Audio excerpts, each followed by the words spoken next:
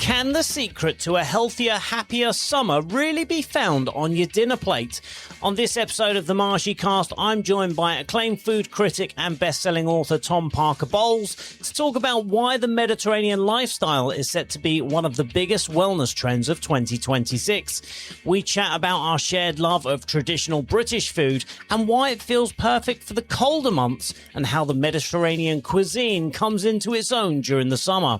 We also discuss why travelling around the Mediterranean is such a great way to discover new flavours, whether it's in a bustling harbour cafe or on a cruise from port to port, all the while still enjoying a proper cup of tea back on board.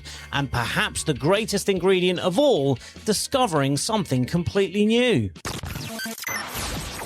It's Paul Marsh, and I'm delighted to say that I've been joined by the acclaimed food critic and the best-selling cookery author, Tom Parker Bowles. Tom, how are you? I'm all right. How are you, Paul? Very, very good, Tom. I'm rested because I'm recently back from holiday. Went to Lanzarote for a few days for an anniversary, and it was very, very nice indeed, I have to say. I think, let's face it, we all love going on holiday. I want to say I love English food. I love the English diet. I love the comfort English food of stews and bits and pieces over winter. I think that's gorgeous. But once we get to summer, English food tends to be what we call picky tea.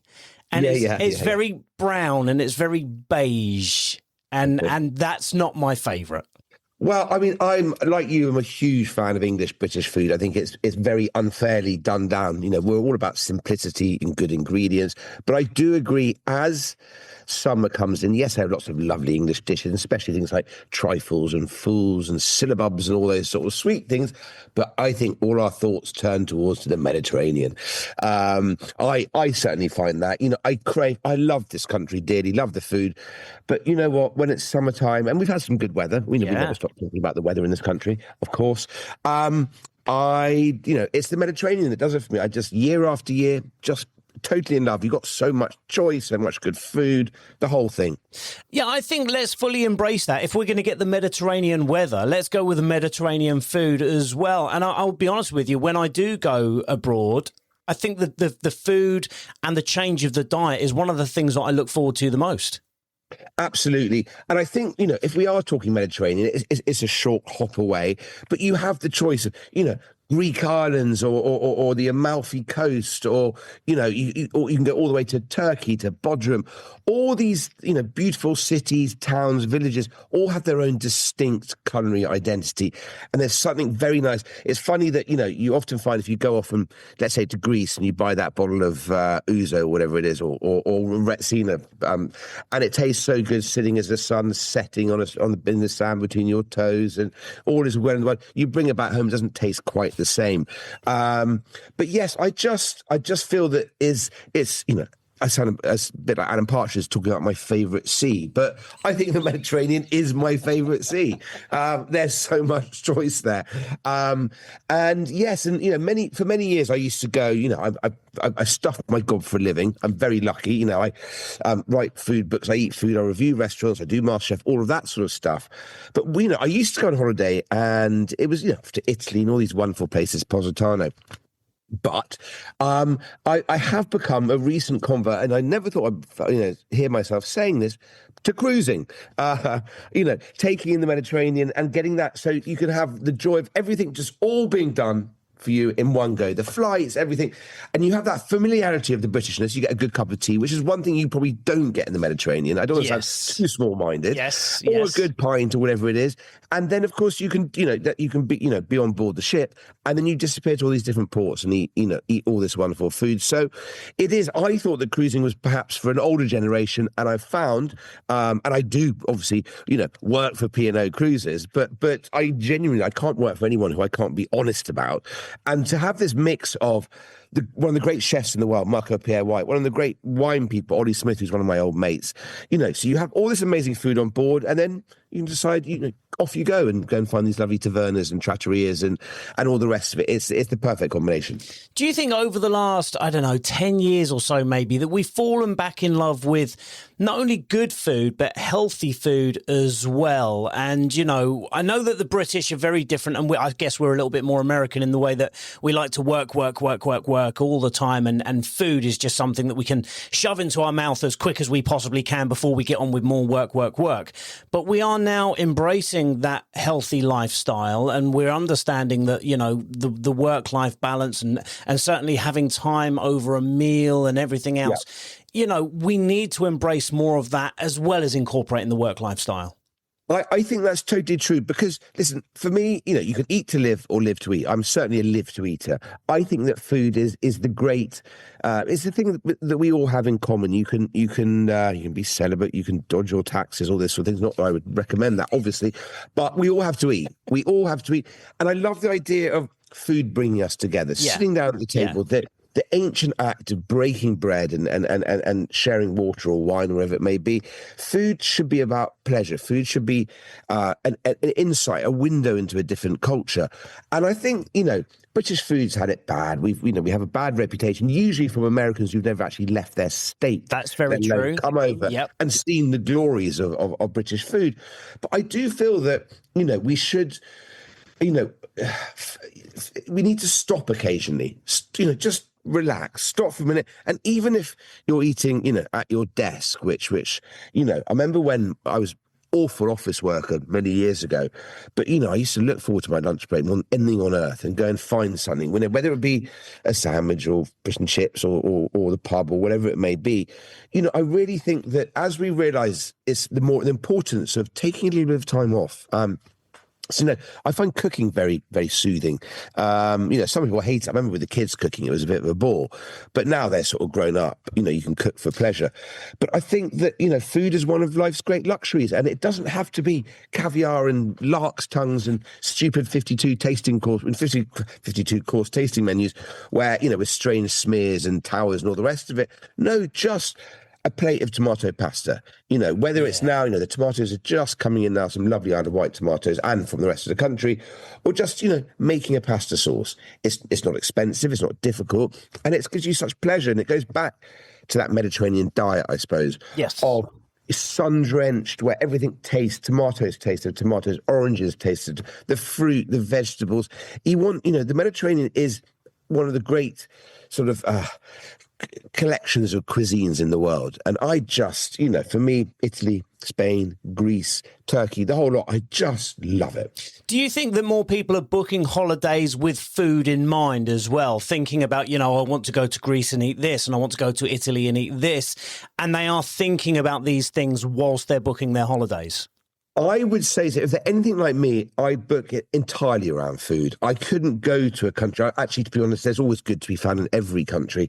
But I couldn't go to a place where the food wasn't good, And for me, it's that combination. So, that you can go on a special culinary tour, you can go truffle hunting or you can go whatever. But there's got to be good restaurants and not silly expensive ones, lovely local ones, And of course, we're tourists when we go abroad. I'm not going to make out that I'm a sort of traveller or anything like that. We're tourists.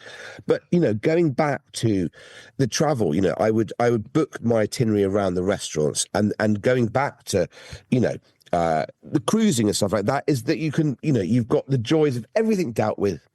On the ship, it's all there, all your lovely tea and your beer and whether it's all the amazing chefs or the rest of it.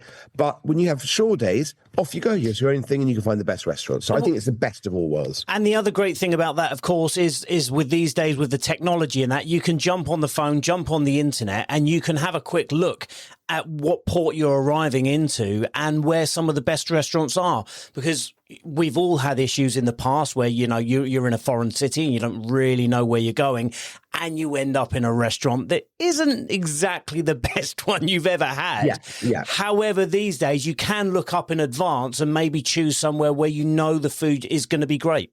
And that's part of the joy. You know, when we were growing up, I think it was a very different time, no telephones, no computers. And I think it was quite exotic going to any restaurant when you were abroad. You were just amazed, you'd learn to say please and thank you. And, they might be just laughing at the tourists.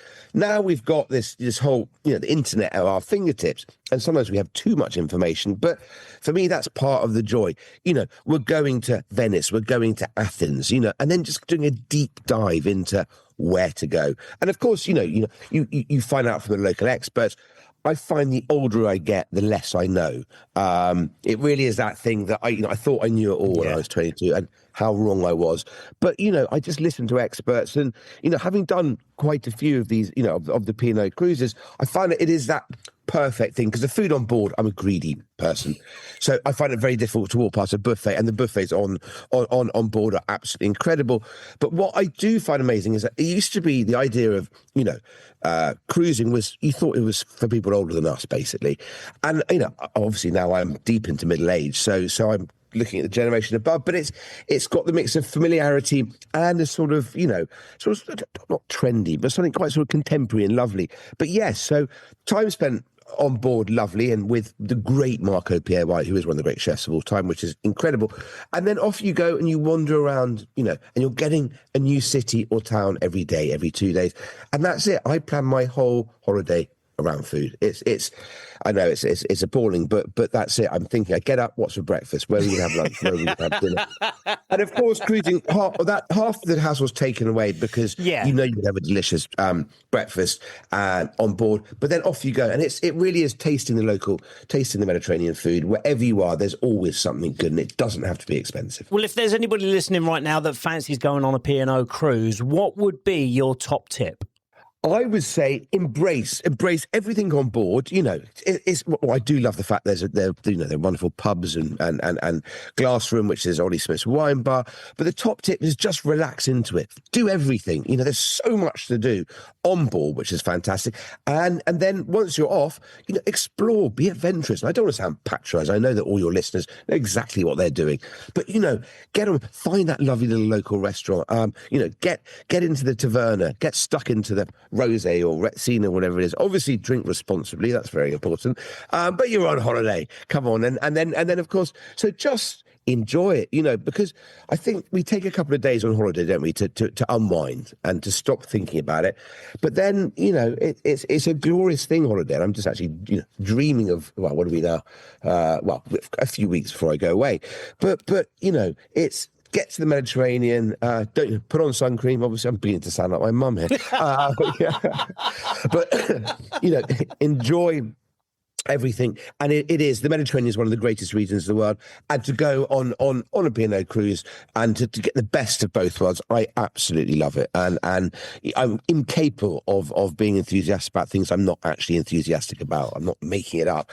I love it. So yeah, it's what a joy and a pleasure it is to do these things and to stuff my fat girl with good food. Well, Tom, it's been absolutely brilliant talking to you. If people want to find out a little bit more about the P&O cruise, where can they do that? It's pocruises.com. But and that's got all the information on everything about it, but also food. I suppose I do Instagram and things like that, but my job is to find all these lovely restaurants. So if they need to find out anything or just want to be bored, have a look at my Instagram. We all do these social media things, don't we? Anyway, but yes, I'm always trying to find out the best local restaurants and posting them up there, so that I get all the research out of the way and find the best, and then say, come along. There you go. There's your top tip. Follow Tom on Instagram and you'll know all the best restaurants to go to. Tom, it's been absolutely amazing talking to you. Enjoy your holidays and enjoy the rest of summer. Thank you so much, Paul. Cheers.